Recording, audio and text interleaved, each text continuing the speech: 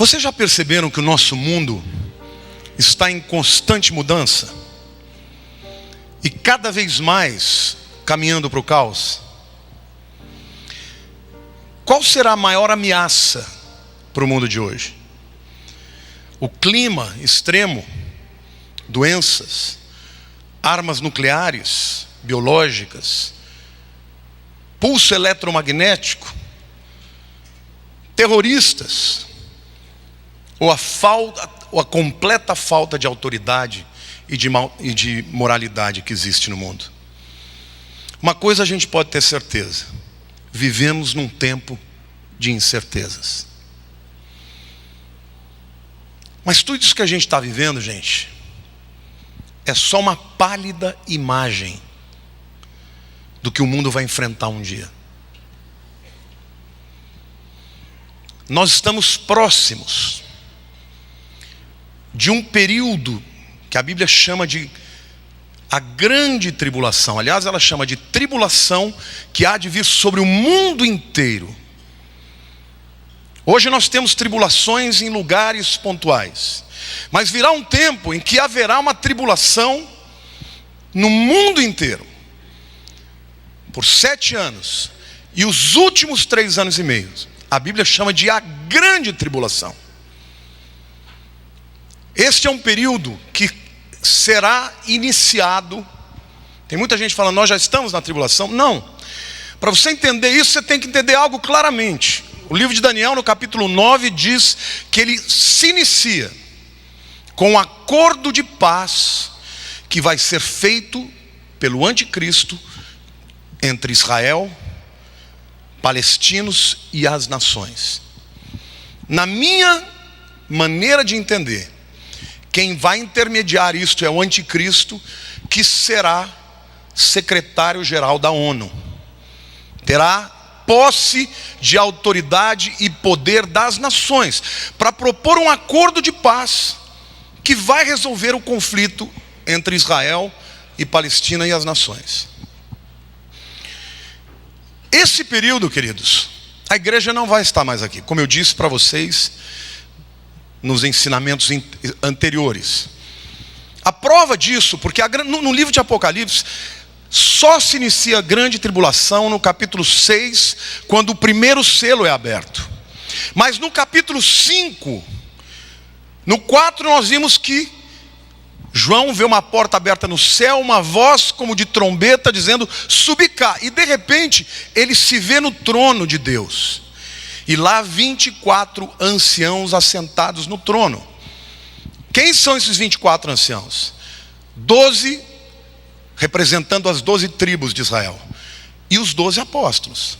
Ora, se os 12 apóstolos estão lá, a igreja já foi arrebatada.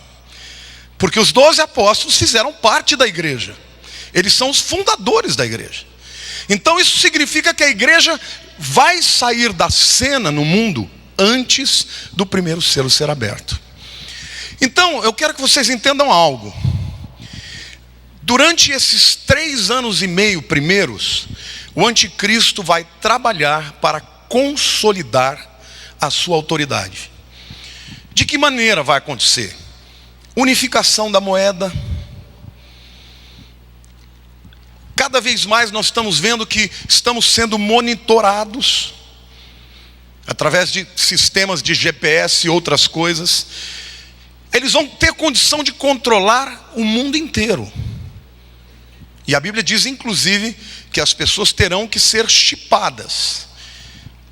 Terão uma marca na testa ou no pulso, e eu acredito que é um chip subcutâneo com todas as informações concernentes à pessoa. Nesse tempo, para ter esse chip, você não, os que aqui estiverem, terão que se submeter à direção do anticristo e posteriormente adorá-lo como Messias. Esse momento crucial vai ser no meio da tribulação, no meio dos 3 anos e meio, quando ele vai entrar no templo que vai ser reconstruído em Jerusalém. Provavelmente nesse acordo de paz, uma das coisas que vão dar a Israel é a possibilidade de reconstruir o seu templo. E hoje, para vocês terem uma ideia, todos os utensílios do templo já existem. Quem já foi comigo para Israel, eu levei o grupo para o Instituto do Templo. Então todas as vestes dos sacerdotes, os utensílios, a menorá, tudo pronto. Só a Arca da Aliança que não foi achada. Mas alguns dizem que ela já está achada. E no meio desses 7 anos, ele vai entrar no Santos dos Santos, que é um lugar mais santíssimo para o povo judeu, e vai dizer: estão dizendo por aí que eu sou Deus. Deixa eu dizer uma coisa para vocês, ele vai falar: eu sou mesmo esse de quem vocês estão falando. E nessa hora, o povo judeu vai dizer: não, isso é uma abominação. E vão romper com ele. E Jesus profetiza sobre isso.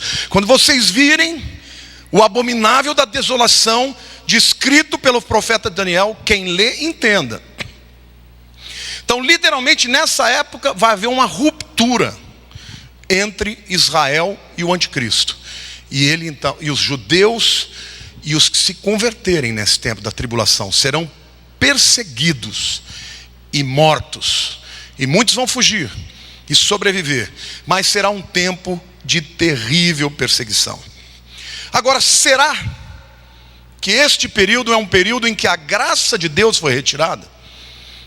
Outro dia eu ouvi uma mensagem, o pastor dizendo: Deus tirou a graça do Brasil. Queridos, nem na grande tribulação Deus retirará a sua graça. Você está me entendendo? Este é o caráter de Deus. Ele vai exercer juízo, sim, mas na grande tribulação vai haver o maior mover de avivamento que já existiu na história, maior do que o tempo dos apóstolos. Mas quem são esses evangelistas, esses pregadores, que serão portadores da mensagem do evangelho, cheio de avivamento, cheio de unção, de autoridade? São esses os 144 mil agentes do fim. E é sobre eles que eu vou falar hoje para vocês. Quem são eles?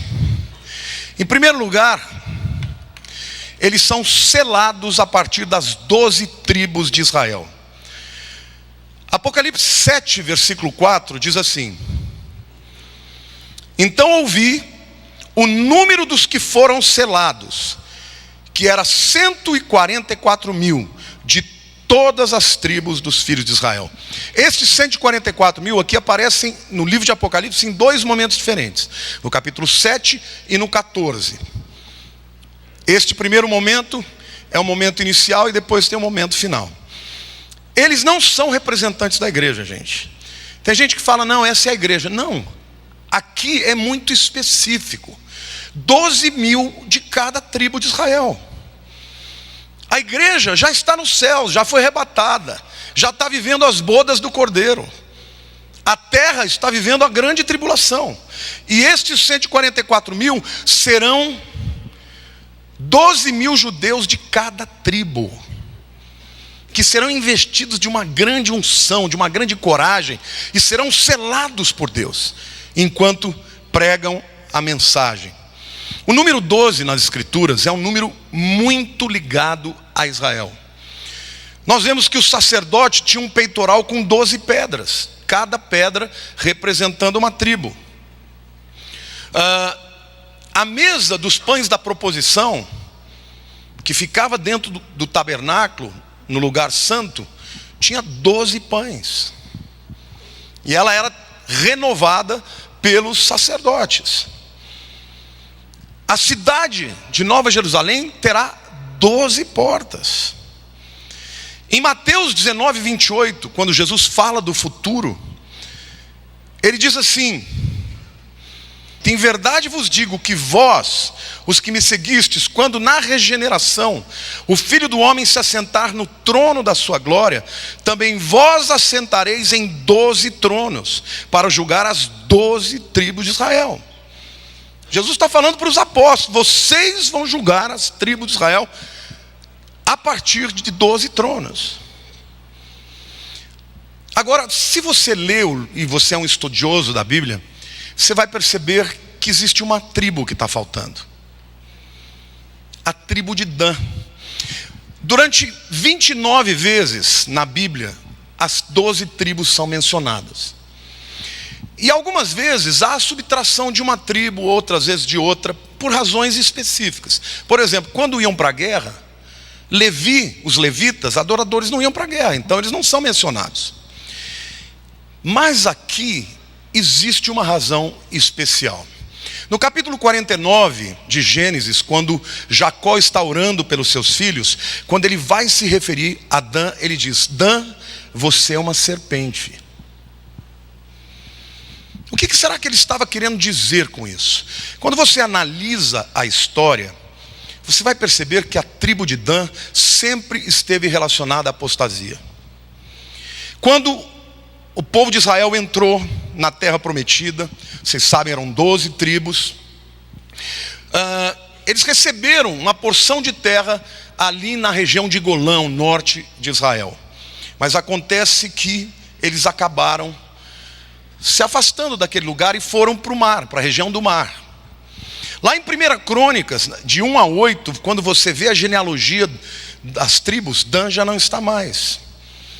No período dos juízes, quando Débora vai se levantar contra Sísera para fazer a sua guerra, ela convoca todas as tribos de Israel. E os danitas disseram: por que nós vamos deixar os nossos navios e as nossas embarcações para entrar na guerra de Israel? Então vocês veem claramente que eles foram se distanciando e começaram a se tornar uma tribo apóstata. Quando Jeremias, muitos anos mais antes disso, quando as tribos são divididas e Jeroboão fica com 10 tribos e vai para o reino do norte, ele ali cria uma religião apóstata. E ele fez 2 lugares para adoração: Betel e Tel-Dan. Tel-Dan é uma região também, quem já foi a Israel sabe que é o lugar onde foi feito a adoração do bezerro. Amós capítulo 5, quando Deus fala que abomina aquela adoração, se refere ao povo danita e todos aqueles que adoravam o bezerro. Então a tribo de Dan é uma tribo que sempre está relacionada à adoração falsa. Quando a gente vai mais para frente lá em Jeremias já viveu no período da invasão da Babilônia. No capítulo 4 de Jeremias, nos versos 14 em diante, os danitas são chamados de avós da calamidade. Então essa é a razão porque, uma explicação, né, só Deus vai poder dizer de fato, na hora de selar as tribos, Dan não está presente. No lugar dele está um dos filhos de José, que é Manassés. O outro filho, Efraim, também não aparece entre aspas, mas está José lá. José só teve 2 filhos, então os efraimitas estão lá. Mas danitas não terão. Nenhum danita vai receber o selo durante a tribulação para pregar o evangelho. Mas quando a gente vai em Ezequiel capítulo 48, e Ezequiel 48 já está falando do milênio, a gente vê que os danitas vão herdar uma porção de terra. Então o que isso significa? Eles não terão o selo da proteção, porque selo na Bíblia tem sempre 2 significados. Diga assim: primeiro, proteção; segundo, pertencimento. O selo real mostrava que uma carta pertencia ao rei, ela era inviolável, por isso a segurança, ninguém podia abrir. E ao mesmo tempo tinha o brasão de quem estava enviando. Então, dizer que os danitas não estarão lá significa que eles não terão nem o ministério e nem a proteção na tribulação. Mas os que sobreviverem e se converterem e entrarem no milênio vão receber a sua porção de terra. Mesmo no momento mais duro de juízo, a graça de Deus prevalece. Amém? Você pode aplaudir o Senhor?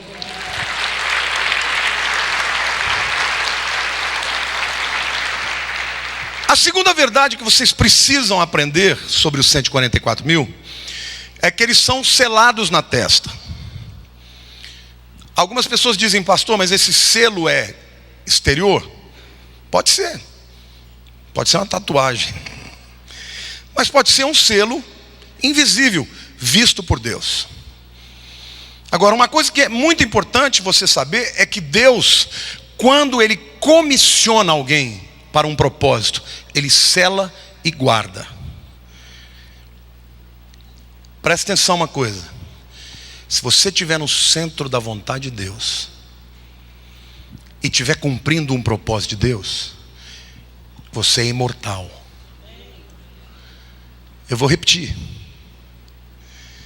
Deus tem um propósito para cada um de nós.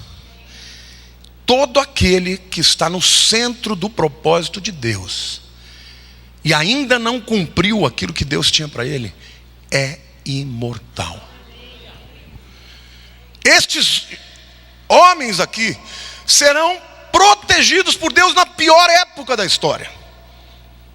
Vai estar acontecendo as coisas mais terríveis do ponto de vista cataclísmico no tempo, guerras mundiais, tudo isso, guerras atômicas, mas eles estarão cheios do Espírito, pregando a palavra, protegidos pelo Senhor e produzindo o maior avivamento que já existiu na história. Amém? Você pode dizer glória a Deus? Esse é o Deus que eu creio.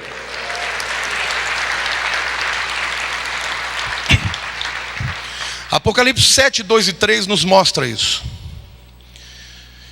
Vi outro anjo que subia do nascente do sol, tendo o selo do Deus vivo, e clamou em grande voz aos 4 anjos, aqueles aos quais fora dado fazer dano à terra e ao mar, dizendo: não danifiqueis nem a terra e nem o mar, nem as árvores, até selarmos na fronte os servos do nosso Deus.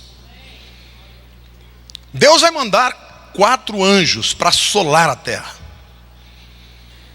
e vai ser terrível. Mas Deus está falando: enquanto estes homens não forem selados, segura a onda. E eu quero dizer para você que esse é o nosso Deus.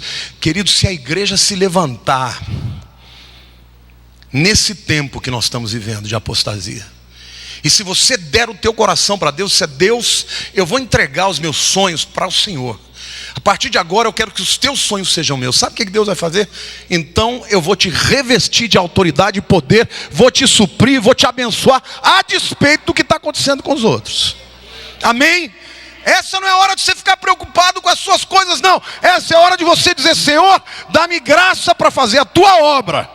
E o Senhor te diz: eu cuido da tua vida, eu cuido do teu negócio, eu cuido da tua empresa, eu cuido da tua família. Porque aqueles que Ele vê que estão andando no seu propósito, Ele sela e guarda. Então esse texto aqui nos mostra que Deus de fato faz isso. E se você olha para a história, você percebe que esse é um ato repetitivo de Deus. Quando Deus ia mandar o juízo sobre a terra através de Noé e do dilúvio, Ele separou Noé e a sua família. Quando Deus foi destruir Sodoma e Gomorra, Ele separa Ló e sua família, e os protege e os livra antes do juízo. Quando Deus iria exercer juízo na terra do Egito para os primogênitos, aqueles que estavam debaixo do sangue dos umbrais da porta estavam protegidos. Êxodo 12. Quando os israelenses entraram em Jericó para destruir a cidade, havia uma corda vermelha no muro da casa de Raabe, que foi protegida com toda a sua família. Em Josué capítulo 2 e capítulo 6. Você também tem um selo. Faça a vontade de Deus, que você estará preservado nesse tempo. O apóstolo Paulo, em 2 Coríntios capítulo 1, versos 21 e 22, diz assim: mas aquele que nos confirma convosco em Cristo e nos ungiu é Deus, quem também nos selou e nos deu o penhor do Espírito em nosso coração. Você já ouviu falar que você foi selado pelo Espírito Santo? O que significa selo? Segurança e pertencimento, propriedade. Você já foi selado? Quem aqui já entregou a vida para Jesus? você tem um selo sobre a sua vida. O diabo olha para você, te odeia, quer te matar, e Deus diz: esse é meu, esse você não toca, esse você não tem autoridade. Amém, queridos? Glória a Deus.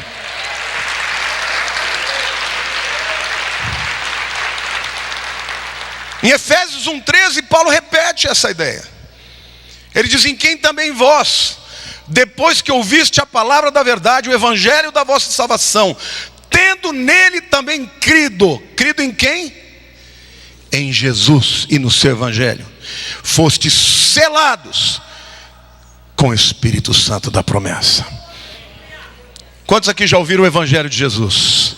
Quantos creram que eram pecadores, mas que o Senhor mandou a provisão na cruz? O dia que você confessou Jesus, querido, Senhor, entrega a minha vida para ti. Naquele momento, o Espírito Santo te selou. E a partir daquele momento, nada que acontece com você diz respeito mais ao diabo, mas ao Senhor. Amém?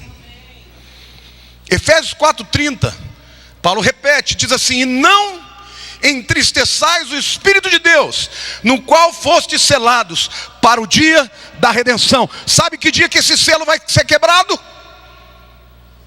No dia que Deus vier buscar o penhor, que é o Espírito Santo, no dia do arrebatamento da igreja.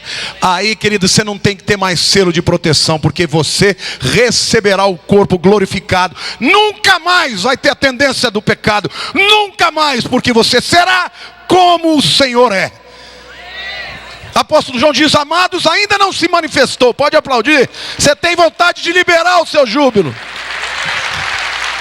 Ainda não se manifestou aquilo que haveremos de ser, porque nós não o vimos ainda, mas quando vimos, seremos como Ele é. Até lá, há um selo de proteção sobre a nossa vida. Joel capítulo 2, versos 28 a 32, é uma profecia do grande derramamento do Espírito. E aqui, na teologia, nós temos a chamada profecia de dupla referência, porque ela tem um cumprimento primeiro, mas tem um cumprimento depois para o futuro. Cumprimento, não cumprimento. Um cumprimento para o futuro. E acontecerá depois que derramarei o meu Espírito sobre toda a carne. Vossos filhos e vossas filhas profetizarão. Vossos velhos sonharão e vossos jovens terão visões. Até sobre os servos e sobre as servas derramarei do meu Espírito naqueles dias. Mostrarei prodígios no céu e na terra: sangue, fogo, colunas de fumaça. O sol se converterá em trevas e a lua em sangue, antes que venha o grande e terrível dia do Senhor. E acontecerá que todo aquele que invocar o nome do Senhor será salvo, porque no monte Sião e em Jerusalém estarão os que forem salvos, como o Senhor prometeu, e entre os sobreviventes, aqueles que o Senhor chamar. Pedro citou essa profecia em Atos 2, para falar da descida do Espírito Santo. Então, ela teve um primeiro cumprimento. Mas em seguida, você começa a perceber que Joel está enxergando sinais cataclísmicos nos céus.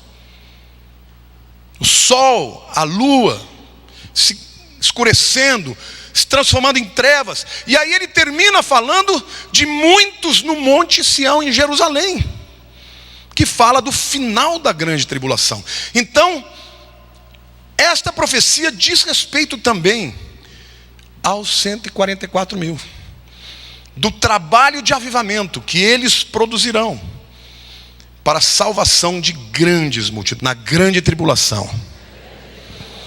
Como Deus selou a sua igreja, Deus selará os 144 mil para se insurgir contra o espírito do anticristo e pregar o evangelho de Jesus. Esse é o chamado da igreja. O chamado da igreja é se levantar contra o sistema. Não é ser insubmisso, porque as pessoas me perguntam: escuta, pastor, mas a gente não tem que honrar as nossas lideranças? Claro. Agora, quando eles quebram a lei, quando eles saem da vontade de Deus, nós temos que levantar a palavra e pregar o evangelho. Amém ou não?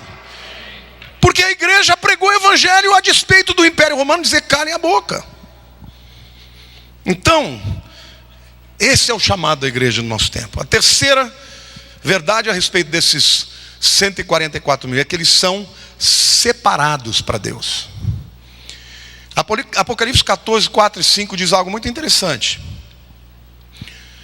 São estes os que não se macularam com mulheres, porque são castos, são virgens. Tem gente que diz assim, então vai ter que nascer, né? São eles os seguidores do Cordeiro por onde quer que vá. São os que foram redimidos dentre os homens, primícias para Deus e para o Cordeiro. E não se achou mentira na sua boca, não tem mácula. Estes, provavelmente jovens e até homens mais maduros, serão solteiros, porque eles não terão outra coisa para fazer na vida, a não ser pregar o Evangelho. E serão virgens. E por causa do testemunho deles, milhões e milhões vão se converter. Queridos, eu estava outro dia ouvindo um testemunho de um pastor que eu achei muito gozado. Era um pastor avivalista, daqueles que pregam, né, com muita unção, que dá puro e tal. Nos Estados Unidos, no tempo que havia tendas e no púlpito tinha uma cerquinha branca. Vocês já chegaram a ver alguma vez alguma igreja assim? E disse que estava uma mulher com um filhinho lá, e o menino estava meio, sim, absorto com as coisas dele, enquanto o pastor pregava, o povo tudo gritando, dando glória a Deus. O menino virou para a mãe e falou: mãe, se ele escapar daquele cercadinho, o que acontece com a gente?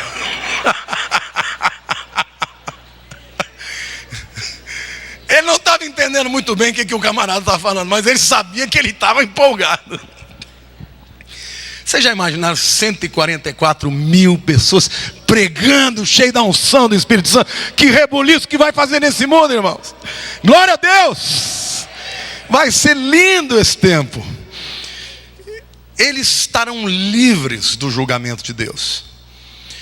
Apocalipse 7, de 1 a 3, mostra claramente que os anjos retêm os ventos, porque na verdade, olha aqui depois disso vi 4 anjos em pé no 4 cantos da terra, conservando seguros os 4 ventos da terra, para que nenhum vento soprasse sobre a terra. Meu Deus, que calor é esse! Nem sobre mar, sobre árvore alguma. Vi outro anjo que subia do nascente do céu, tendo o selo do Deus vivo, e clamou com grande voz aos 4 anjos, aqueles aos quais fora dado fazer dano à terra e ao mar, dizendo: não danifiqueis nem a terra, nem o mar, nem as árvores, até selarmos na fonte os servos de Deus. Eles estão completamente seguros enquanto pregam a palavra. E eles permanecerão com Jesus, fazendo a sua obra, até que Jesus desce. E ali, Jesus vai descer no Monte das Oliveiras, mas ele também vai estar sobre o Monte Sião, no final da tribulação. Lá em 14:1, Apocalipse 14:1, o texto diz assim: olhei, e eis o Cordeiro em pé sobre o Monte Sião, e com ele 144 mil, tendo na fronte escrito o seu nome e o nome do seu pai. No final dos 7 anos, você não vê 143.999. Você vê 144 mil. Nenhum o anticristo conseguiu tocar. Nenhum. Porque o nosso Deus é assim, querido. Por isso consagra a tua vida, consagra a tua família, consagra a tua empresa, consagra o teu trabalho, consagra o teu carro, consagra os teus bens, que Deus vai selar e o diabo não vai tocar nele. Amém? Em nome de Jesus. Glória a Deus, aplauda o Senhor.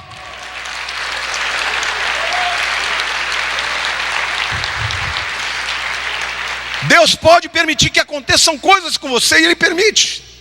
Você pode até morrer pelo Evangelho, mas não será porque Deus não foi capaz de te proteger, mas porque Deus é o teu dono e o teu Senhor, e Ele decidiu que aquela seria a maneira de você adorá-lo, talvez até com a perda da sua própria vida.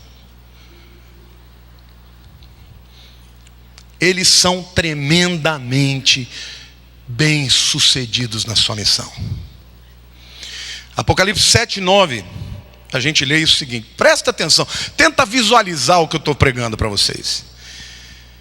Depois dessas coisas vi, e eis grande multidão, que ninguém podia enumerar, de todas as nações, tribos, povos e línguas, em pé diante do trono e diante do Cordeiro, vestidos de vestiduras brancas, com palmas na mão, e clamavam em grande voz, dizendo: ao nosso Deus, que se assenta no trono, e ao Cordeiro pertence a salvação. Uma grande multidão que ninguém pode enumerar. Esses 144 mil vão sair pelo mundo pregando, e as pessoas vão ficar impactadas pela mensagem e vão se converter, e muitas delas morrerão. É uma grande multidão aqui que está diante do trono, os que morreram pela sua fé, resultado da pregação destes homens. Tem gente que fala: pastor, mas eu não sei pregar.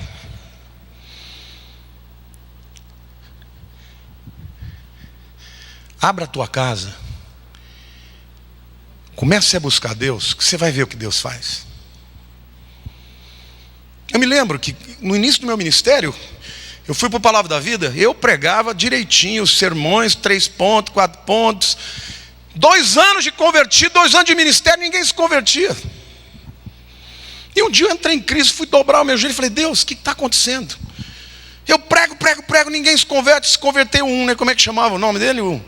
O Nilson. Toda semana ele que dava testemunha. Era o único convertido da igreja, os outros eram crentes. Depois de um tempo, 2 anos depois, o camarada volta para a bebida e volta para o mundo. Aí eu pirei. Eu falei: Deus, o que está acontecendo? E o Espírito falou: não está acontecendo porque você está segurando as rédeas. E eu falei: Senhor, mas se eu largar as rédeas, eu vou perder o controle. Ele falou: que bom que você perde, porque eu ganho o controle. Se você perder as rédeas, eu tomo. Chamei a igreja e falei: gente, nós vamos buscar o poder de Deus. E aí a salvação começou a acontecer. Você quer que o teu marido, tua esposa, seus filhos se convertam? Não fica batendo boca com eles não, dobra o joelho, amarra os demônios que atrapalham a vida dele, começa a declarar a libertação, declara o poder da palavra de Deus, que vai chegar a hora deles, meu querido, porque a aliança que Deus tem com você, Ele tem com a sua família também. Então, em nome de Jesus, deixa Deus te usar. Deixa Deus te usar, porque quem se coloca à disposição de Deus para fazer o que Deus quer, não tem como dar errado. Vai haver conversões na tua casa, na tua célula, no teu trabalho, onde você estiver. Amém? Aplauda o Senhor, diga: eu creio, eu creio.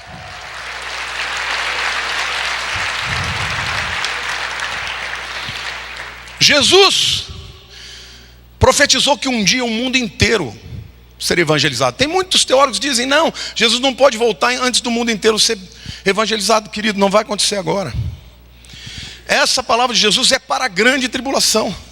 E lá em Mateus 24:14 diz assim: será pregado este evangelho do reino por todo o mundo, para testemunhos a todas as nações. Então virá o fim.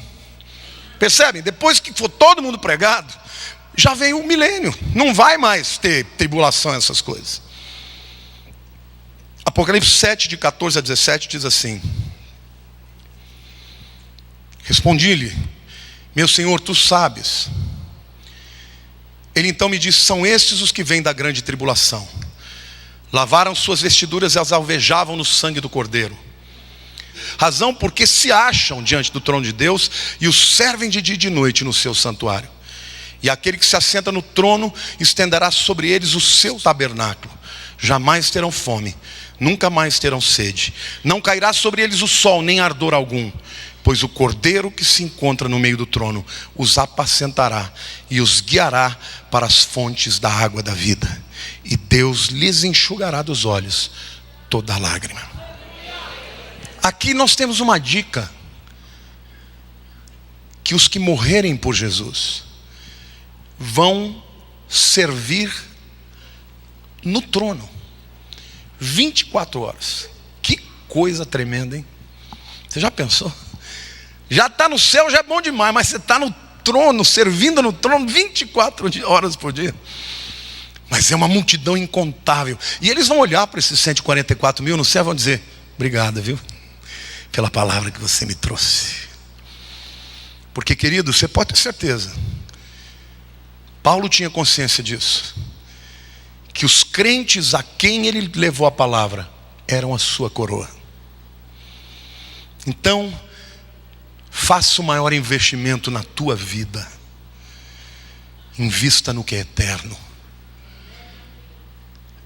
Ganhe pessoas para Jesus, ajude a ganhar pessoas para Jesus. Invista no reino, com o seu trabalho, com o seu dinheiro, com os seus dons, com o seu talento, com o seu tempo, porque as vidas que forem resgatadas serão para você um grande galardão, amém?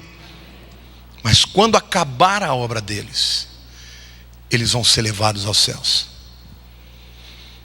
E quando chegarem nos céus, eles vão cantar um novo cântico.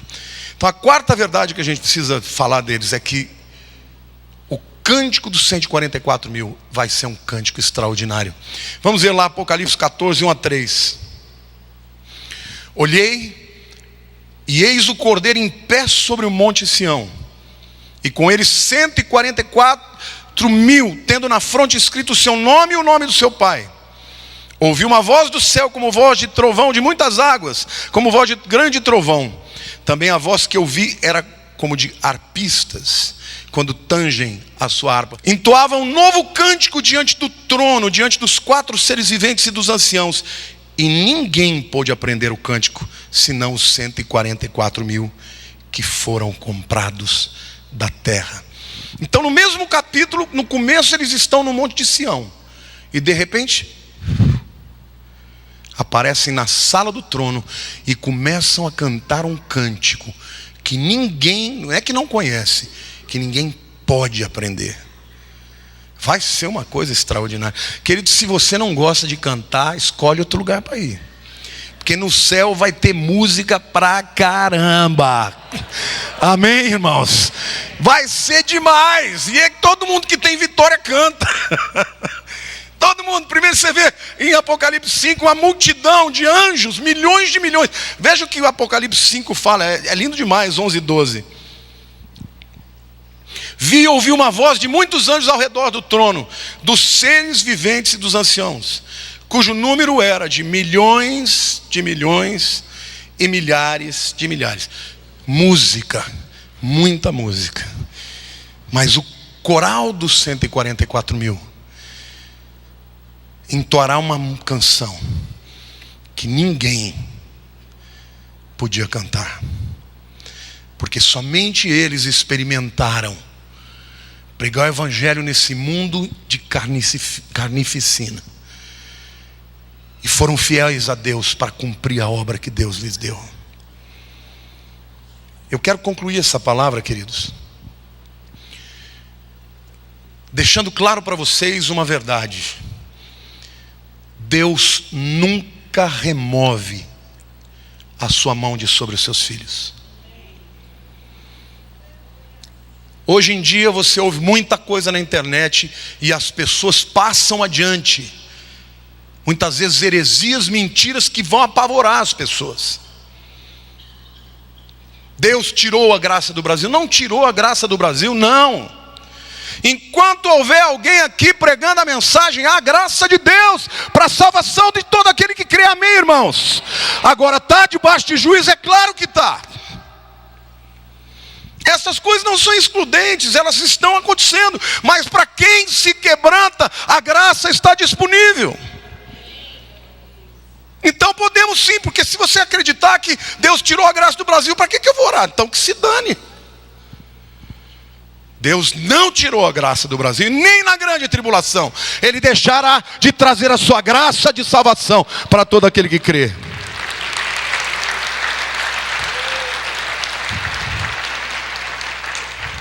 Agora, se Deus não tirou a sua mão, por que o mundo está cada vez pior? E está cada vez pior porque o mundo se afastou de Deus.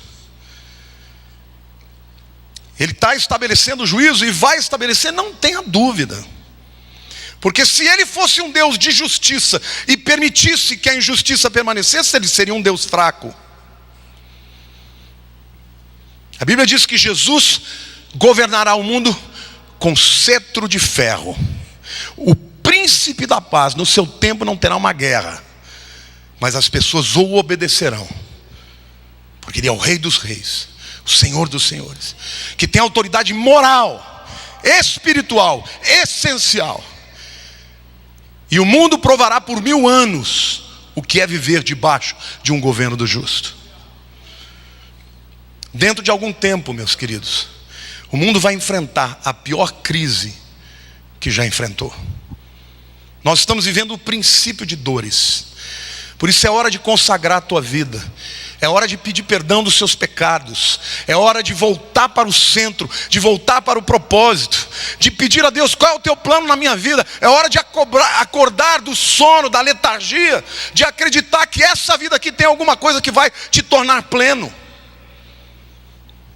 Nada desse mundo pode tornar a tua vida plena, mas andar no propósito de Deus torna a nossa vida plena. Por isso precisamos falar de Jesus hoje, por duas razões. Primeiro, para que as pessoas sejam salvas. Segundo, queridos, porque aqueles que ouvirem e não crerem, quando acontecer o arrebatamento da igreja, eles vão crer. E eles terão a oportunidade, ainda que tendo que muitas vezes perder a própria vida, mas terão a oportunidade de se converter a Jesus. Amém? Se não crerem nas nossas palavras, muitos crerão na palavra desses evangelistas. De uma coisa eu tenho certeza absoluta: eu não sou um desses 144 mil, mas eu posso ser hoje um evangelista que proclame o único nome, sobre todo nome, capaz de salvar e de perdoar o pecador. O nome de Jesus Cristo, Yeshua HaMashiach. Quantos aqui querem ser esse evangelista, esse portador de boas novas? Guarda os teus lábios para não usar a tua boca para falar palavras torpes. Quando a Bíblia fala que toda palavra torpe nós daremos conta no juízo, palavra torpe no grego é palavra podre, que tem mau cheiro. Guarda a tua boca, foi santificada por Deus para falar para a glória do Senhor Jesus, e não para trazer reprimendas, xingamentos para ninguém. Faça da tua vida hoje um instrumento para pregar a mensagem da salvação de Jesus. Minha oração é que Deus dê para a sua igreja um espírito de urgência. Nesse mundo, queridos, muitos vão ser condenados por não aceitarem a oferta de graça de Jesus. Mas de uma coisa eu tenho certeza: Deus amou, ama e sempre amará as pessoas desse mundo, inclusive aqueles que rejeitarem a sua mensagem. Ainda Deus está com o braço estendido, e mesmo na grande tribulação, Ele não encolherá o seu braço para aqueles que se dispuserem a se entregar. Senhor meu Deus, ore comigo. Perdoa-me, Senhor, quando eu me calo, quando eu olho demais para os meus problemas e não olho para a tua glória. Perdoe-me, Senhor, quando eu fico enfadonho, enfadado, e deixo de compartilhar este dom precioso da salvação. Enche-me do teu Espírito, enche-me de paixão pelo teu nome, pelo teu reino. Pai, usa a minha vida, ajuda-me, Senhor, a profetizar a tua palavra, a levar as pessoas até Jesus, até que se cumpram os meus dias, seja pela morte, seja pelo arrebatamento. Eu quero chegar na tua presença e ouvir de ti: filho, tu foste fiel no pouco, sobre o muito te colocarei. Entra no gozo do seu Senhor. Eu quero orar como Paulo, que dizia: fale, meu querido, combati o bom combate, acabei a carreira e guardei a fé. combate, meu querido, é o combate do reino. Não tenha mais paixão pelos combates políticos do que pelo combate do Evangelho. Eu estou agradecendo a Deus por tudo que está acontecendo no Brasil, mas eu confesso que sinto uma certa tristeza quando eu vejo crentes mais apaixonados por uma bandeira humana cheia de erros ideológicos e de verdades que nós não conhecemos, e eu não vejo o mesmo vigor e paixão e coragem pelo Evangelho de Jesus. Saibam disso. Deus espera que a nossa paixão seja pelo reino. Amém? Põe a mão para o alto. Deus, agora eu oro para que a tua graça, a graça de Jesus, que o amor de Deus, o Pai, e as consolações do teu Espírito Santo sejam com todo o teu povo, Senhor, todos os dias, até a consumação dos séculos. Amém.